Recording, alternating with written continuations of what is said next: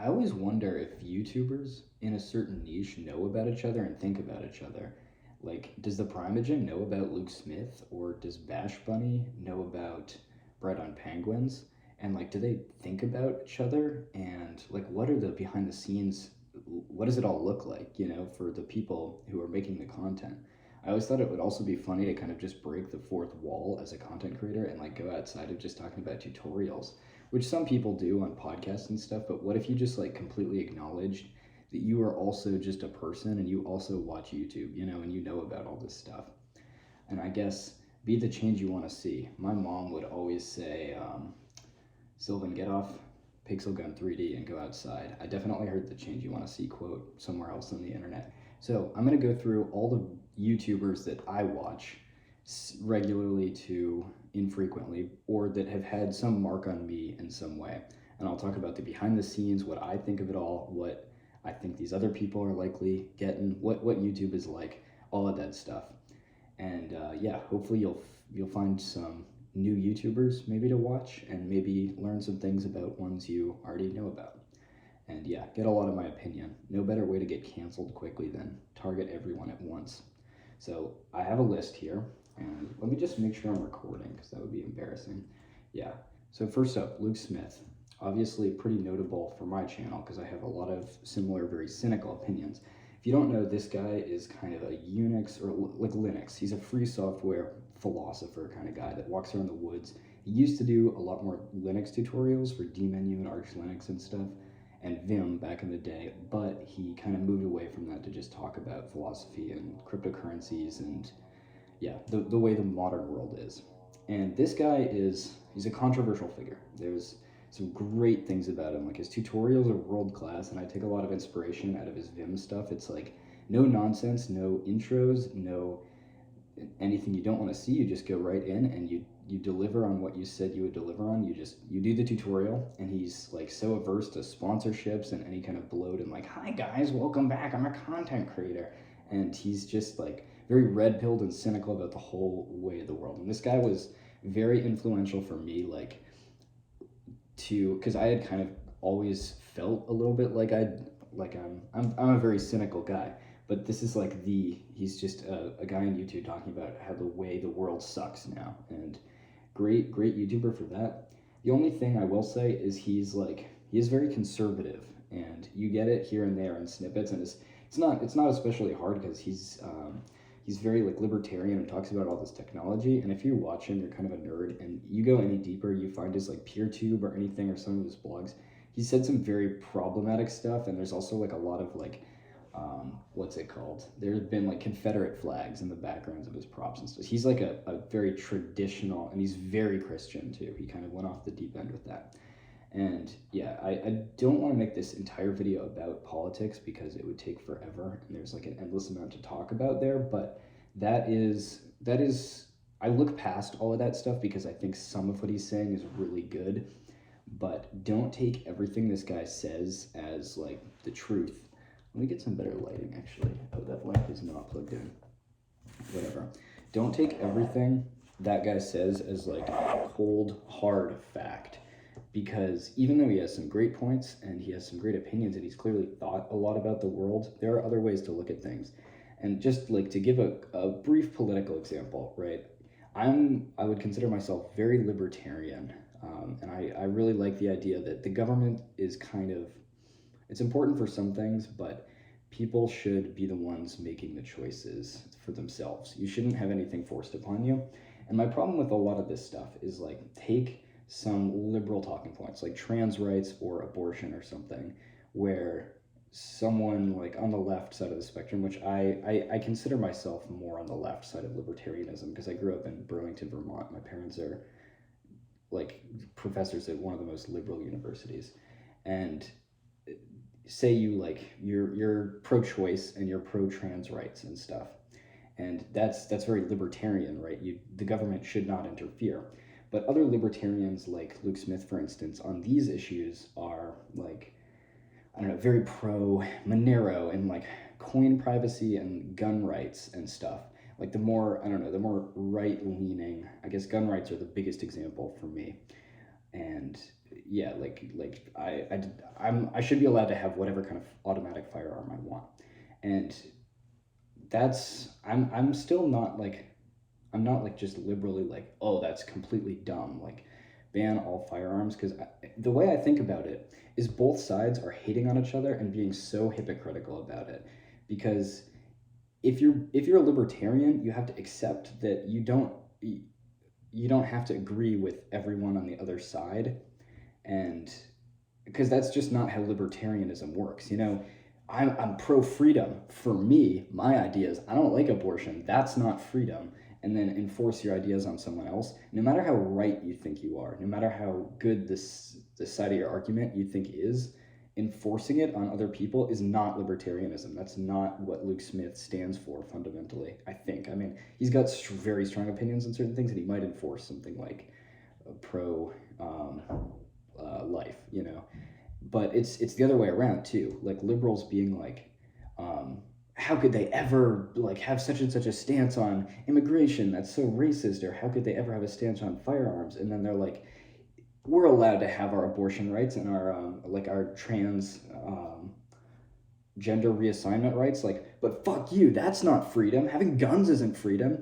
And it's like, okay, well, you're being a huge hypocrite here. Just can you look at the bigger picture and see, doesn't matter what side you agree with, enforcing all the rules on one side is not freedom.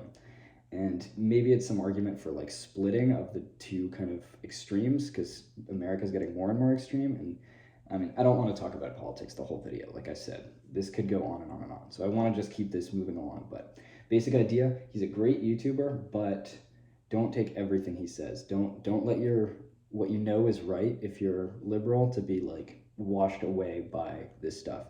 Because yeah, I could make a more in-depth political video if you want it, but I like to think I think about things and don't blindly follow. So Luke Smith, great channel. Tons and tons about like privacy and just everything you could ever want. And he says like a lot of things that you would never think to do.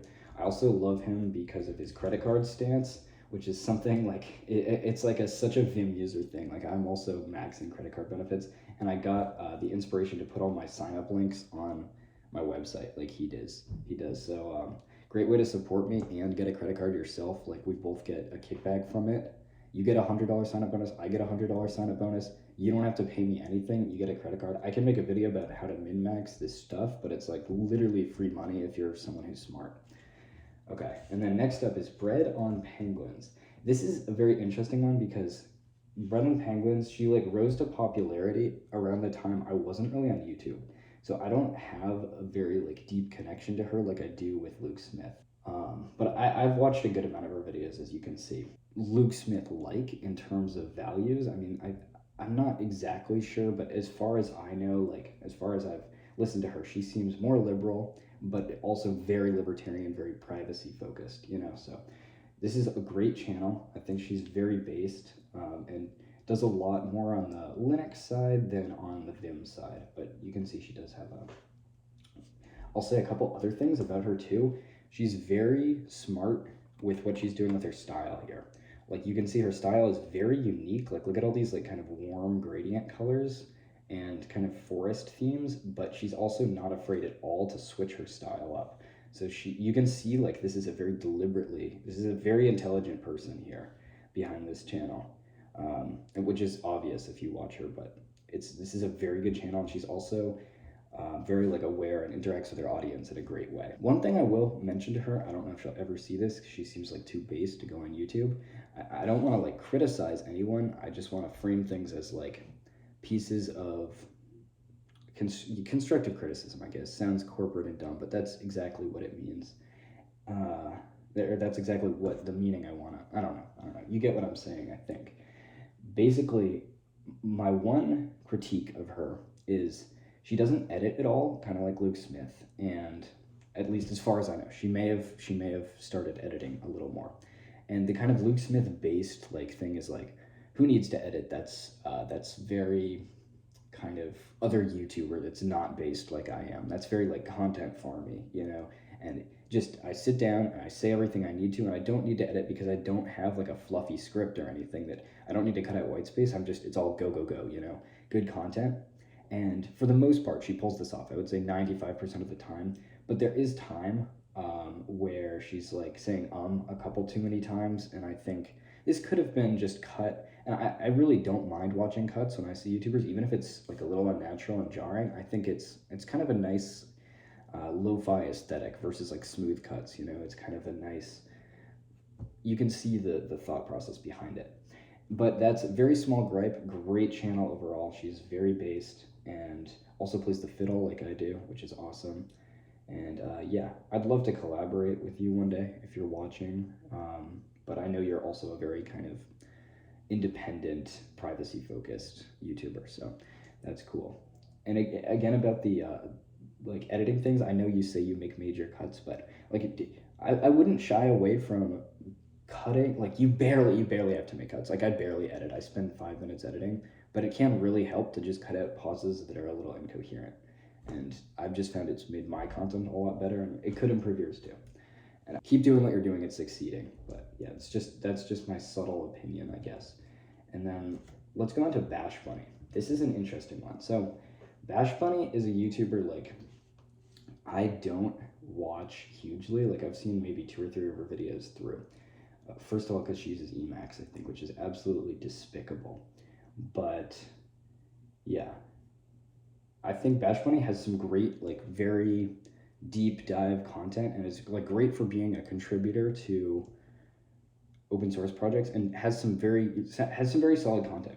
There are a couple things though that I find kind of, I'm getting onto criticism already, sorry, but like very kind of mainstream. Look, what's in my bag as a developer? I'm sorry, I really don't care. That kind of like, I guess the world does need YouTubers to make that kind of thing because there are people that are interested in that, but I find that so useless and surface level because it's been done so many times before. And yeah, I guess that's, there's not a ton of those, but just some of them are. Another thing I want to touch on is the aesthetic here. So she's kind of the antithesis of what a NeoVim Linux user looks like, which is probably an advantage for her, but also I would imagine she deals with a lot of like weirdos. And before people are like, you simp, you like stop commenting on someone's like physical appearance. I have a whole nother section on that. But first of all, people comment on my physical appearance all the time, so I'm gonna do it back. And second of all, I think it's important to talk about and like grow up. Like, can we not talk about like I'm not like hitting on her here. I'm like making a very, and I'm not objectifying her either. I'm like, this is like an important talking point in understanding the inner workings of this community. You know, it's not, there is no like intent of anything here. This is purely informative, and like I'm just being, yeah, I don't know. It like makes her stand out in this community pretty shockingly, which I think is interesting.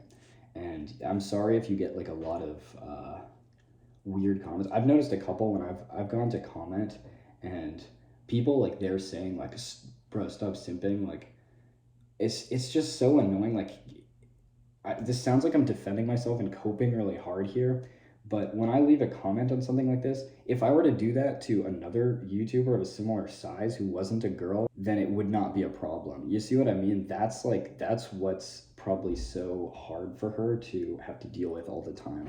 And it's like annoying for me too. Like, can I not interact with her in a way that's not like I'm trying to make some kind of romantic move? It's just, and like I saw in the comments when I left some comment, I said like, I'm gonna keep it creamy, which is my signature phrase, by the way. I'm not, that's not, it's designed to be like slightly uncomfortable, but like, and there's like a slight implication of weird stuff, but it's like nothing, I don't know, that was maybe a weird thing to say, but that's just what I say, you know, I say that in real life too. Oh my God, this sounds so hard, like I'm coping and defending myself, but I really do stand by this. There is nothing like weird at all going on here. Can't I just talk normally in someone else's comment section? And other people I notice like saying all this crazy stuff in her comments before they get auto removed is like, I can only imagine what she deals with. So yeah, another thing I want to touch on in aesthetics is this next person, tokisuno. I'm probably emphasizing the wrong syllable there, but actually I have dedicated space to this. So I came across this slide when watching one of these videos, because yes, we YouTubers also watch each other's videos. In fact, we probably watch other YouTubers in our same niche way more than you do, because we like to keep an eye on what other people are doing.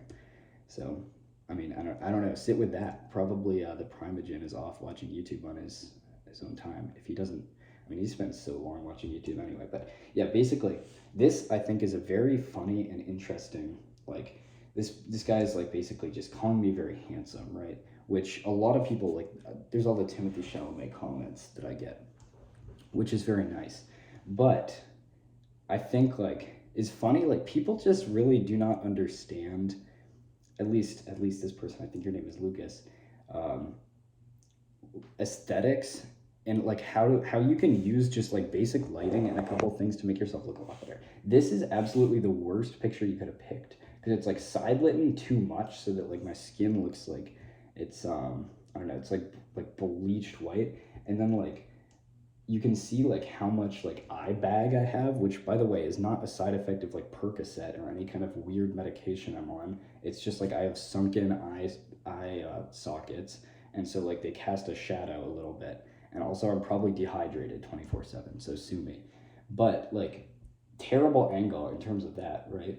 And then also like I have like fucked up teeth, because one time my friend was like tackled me in a snow pile and one of my teeth like shifted before the other. I kind of want to get braces at some point, but I also, it doesn't really bother me that much. But like terrible angle there. What you can't, you can do so much more than that. Like first of all, what you want is like frontal light on your face. It's kind of like middle of the day, so this is really unfortunate for me making a point. Like I can look way better than this, but if you've got light streaming in on your face, it like illuminates everything, and then kind of like small facial imperfections go away. Like you can see I look up, no eye bags at all. I look down, cast a shadow, there is an eye bag, right? Huge difference. Same thing with right here. When you capture someone, I'm like mid talking, so my mouth is a little open, which means like my jaw isn't as flexed. But if I'm looking right at you, tilted up, and like my jaw is flexed, you can see how much more jawline definition there is.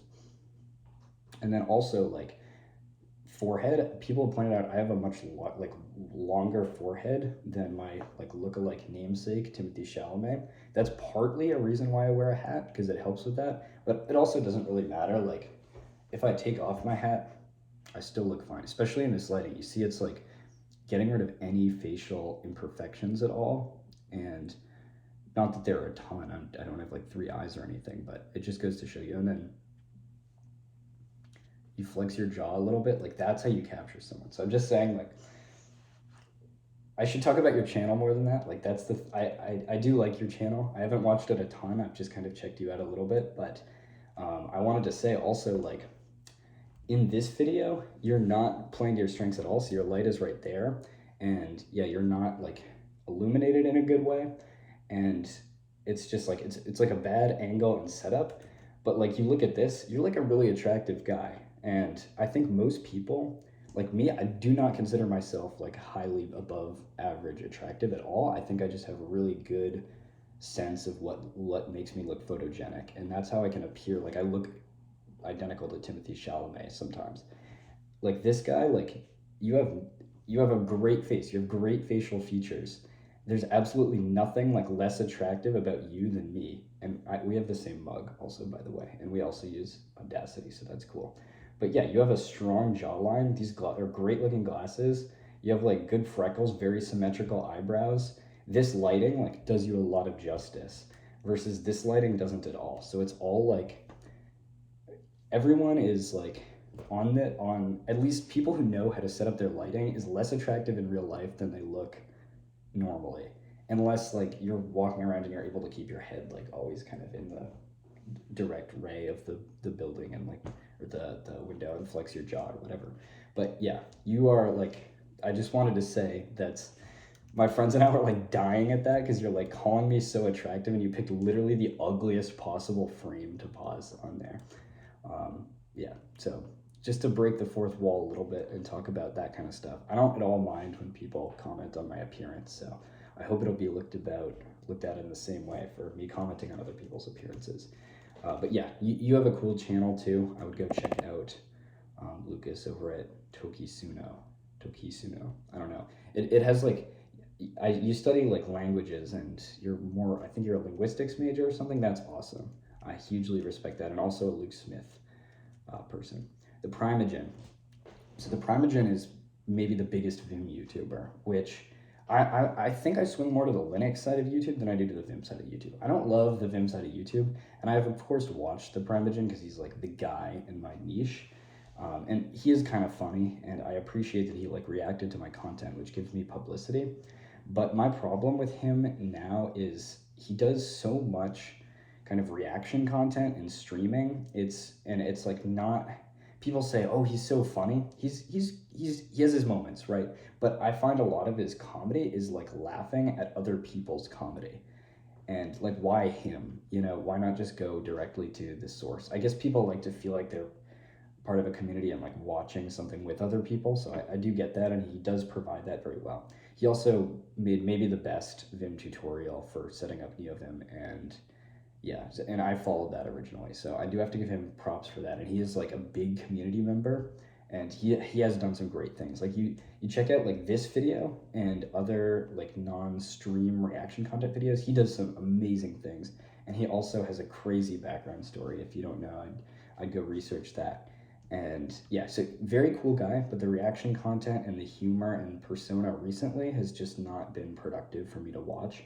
And I feel like he pulls in a lot of kind of personalities that are a little bit toxic. I've found in his like, I don't know, his stream community and his reactions to my other video are like, there's definitely some great people that found me from that, but a lot of them just say things that are kind of surface level and not very constructive or helpful. But ThePrimeagen, good YouTuber. And TJ, I only want to talk about briefly. Same kind of thing, like with his persona in his, he does that like podcast thing with the stand up with ThePrimeagen. I don't really enjoy that podcast because the way they're talking to each other, the humor feels so much more like we're laughing at laughing than laughing at funny substantive things.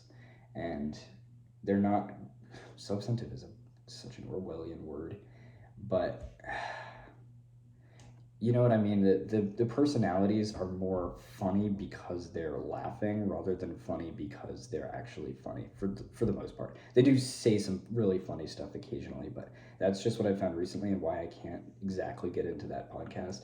TJ though, kind of a slightly similar personality where sometimes I'm like I really, he's a very likable guy, but sometimes I'm like, sorry man, that's just not all that funny.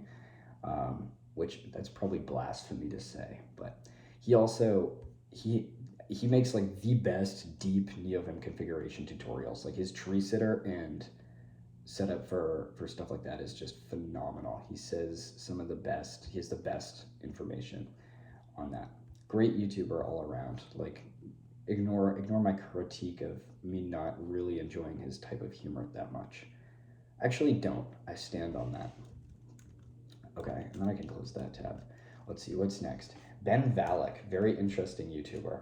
This is the guy that got me, let's see, onto like really, that's annoying.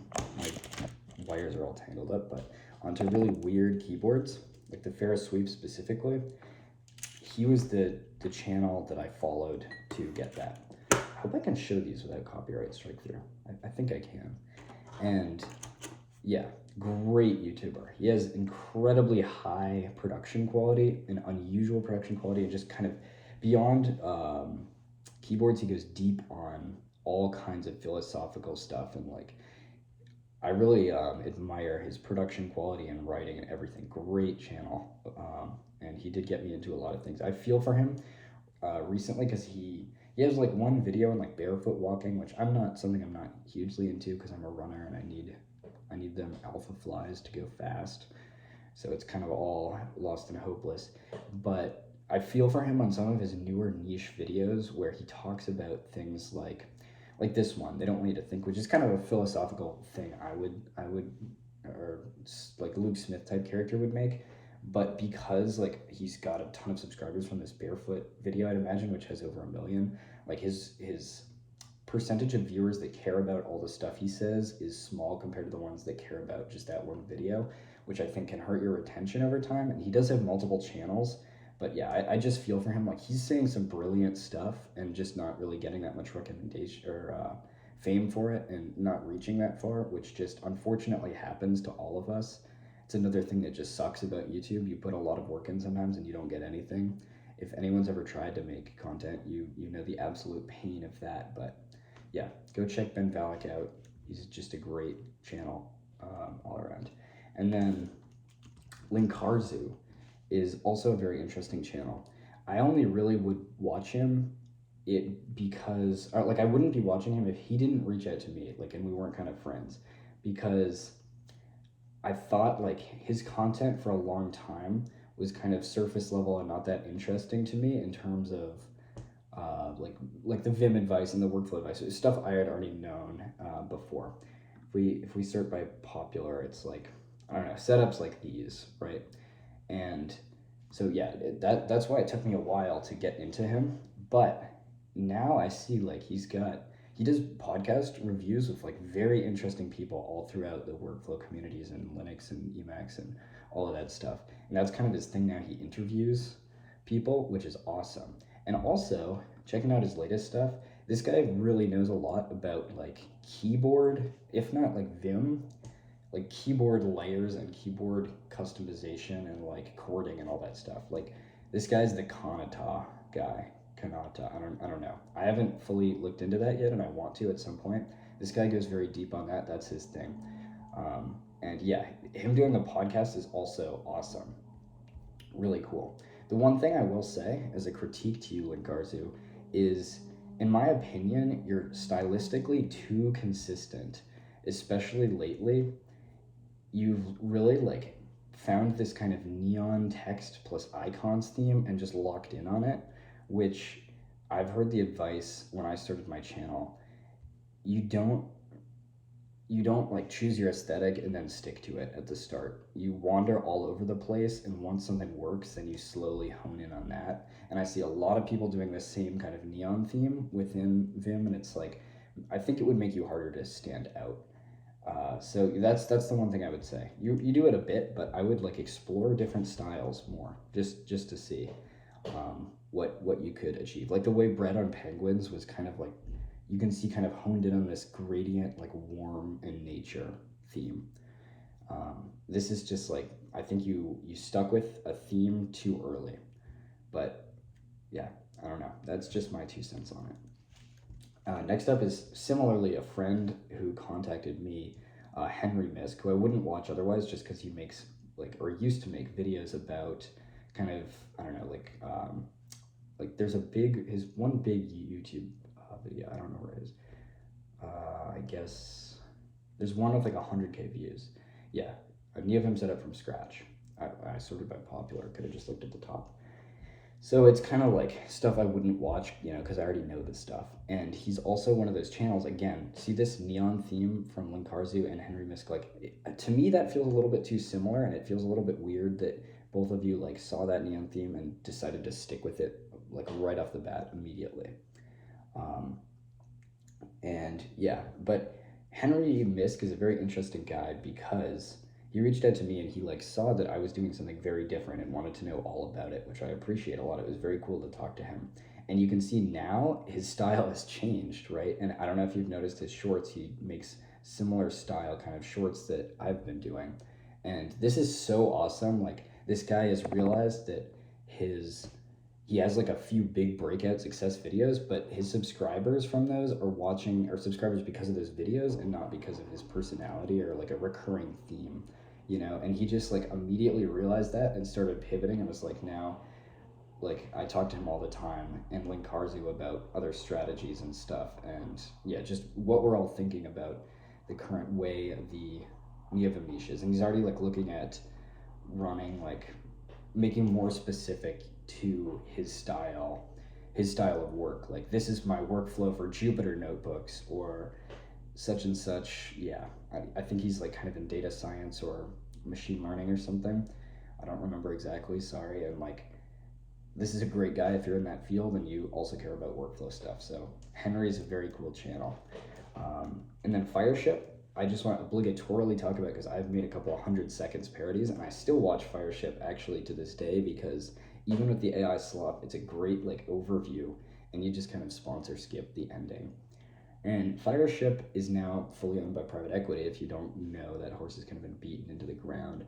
But it's really unfortunate. I used to like really idolize his editing style and everything, but now that I've done it myself, I realize not a ton goes into it. He's very creative that he came up with the branding and the original thing.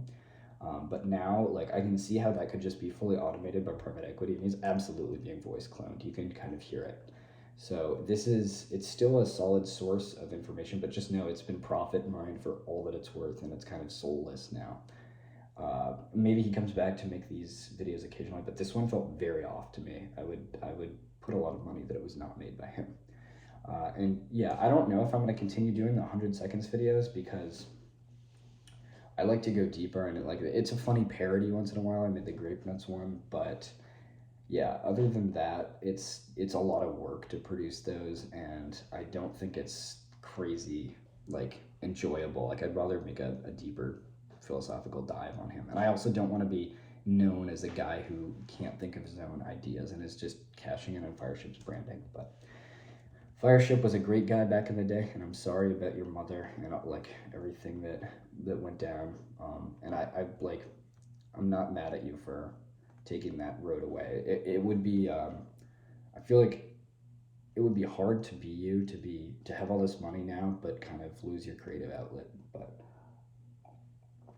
just my thoughts on that. And then down to the weird ones, we've got Jake Pappas. He's appeared a couple times on the channel. He has his own channel.